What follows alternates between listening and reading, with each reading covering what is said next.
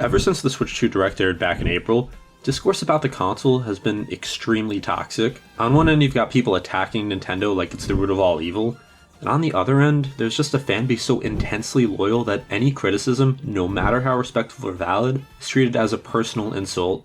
And if you're wondering how we got to this point, well, the answer might be more psychological than we think. Let's talk about fans who have parasocial relationships with Nintendo and how it shaped how many fans interact with Nintendo and other fans.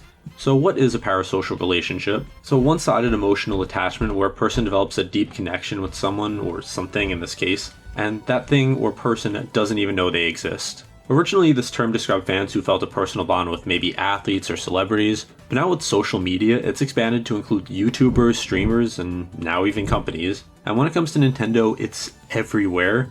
So why Nintendo? Why are there so many parasocial fans? Nintendo is a brand that's always been personal. It's not just that they make games, it's that they make games you grew up with. The first console you played, the first character you connected with, whether it's Mario, Link, Pikachu, whoever it is, they weren't just part of a game, they were part of your childhood.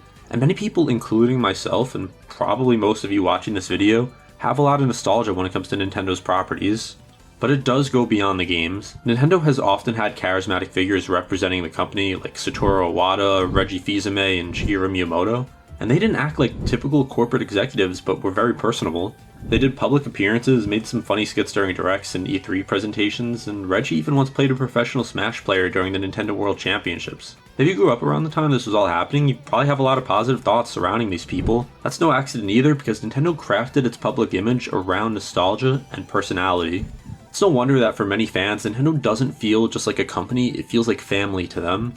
So what is the problem with that? The harsh truth is, Nintendo does not know you, and Nintendo does not love you, and Nintendo is not your friend. It's a massive, for-profit corporation, one of the most powerful gaming companies in the world, and its goal is to make money, not build real relationships. And yet, you wouldn't know that from the way some fans act. Take any mildly critical post about Nintendo, say someone expresses disappointment with Mario Kart World's features or concern about the Switch 2's launch price, you'll see immediate backlash. People calling you broke, a hater, or accuse you of not understanding how the industry works, something like that. They just write entire essays about how you're just mad Nintendo isn't catering to you or whatever they're doing.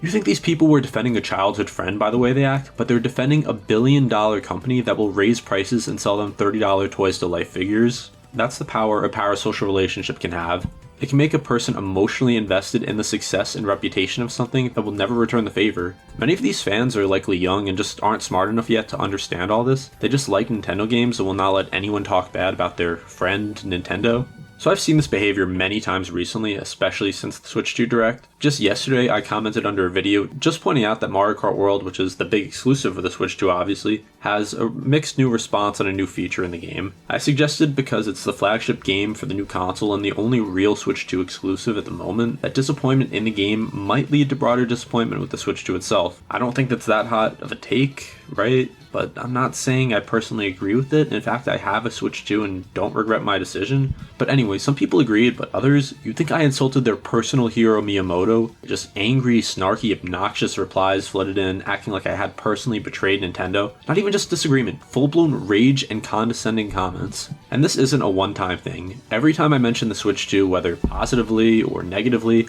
I get comments from both extremes. People foaming at the mouth with anger, either because I didn't praise Nintendo hard enough, or because I had the audacity to enjoy something they didn't. This is not normal fandom. It's cult-like behavior, and it all comes from this warped emotional connection, this belief that Nintendo as a brand deserves your unconditional loyalty. So why is this a problem? This kind of behavior isn't just annoying, it's just an awful way to carry yourself. It just kills honest discussion. People are afraid to say what they really think. Content creators sugarcoat opinions to avoid backlash. Honest feedback gets drowned out by fanboys and hate mobs. And in the end, the only ones who lose are the fans themselves, because the company isn't getting useful criticism and the games suffer for it. And this isn't to say Nintendo would listen to fans' criticism every time, but it does sometimes happen. If only this was the case for Paper Mario. It also promotes consumer loyalty over consumer rights. When people defend anti-consumer practices like overpriced remakes, locked content, or reused assets because it's Nintendo, that sets a terrible precedent. It tells companies they can do whatever they want and their fanbase will thank them for it. When you tie your personality to a company, any criticism of that company feels like a personal attack. That's why these online battles are so intense. People aren't defending Nintendo, they're defending themselves, or rather the version of themselves that grew up with Nintendo as a core memory. So what's the solution?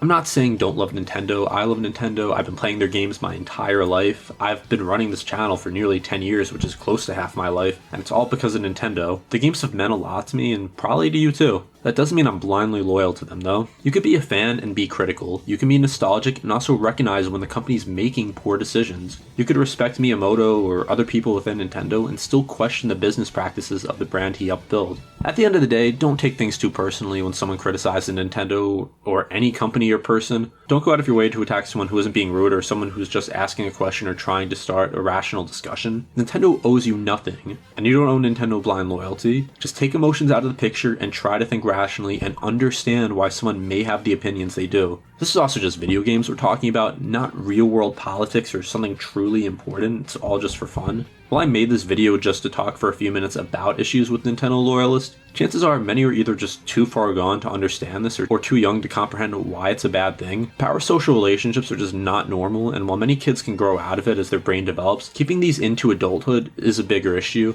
I'm not a psychologist though, so I won't be getting into it. Anyway, let me know your thoughts on this video. Have you seen fans of any company or famous person act this way? Would love to see some examples in the comments. Please subscribe if you enjoyed and check out my other content. This has been Domain with Game Domain.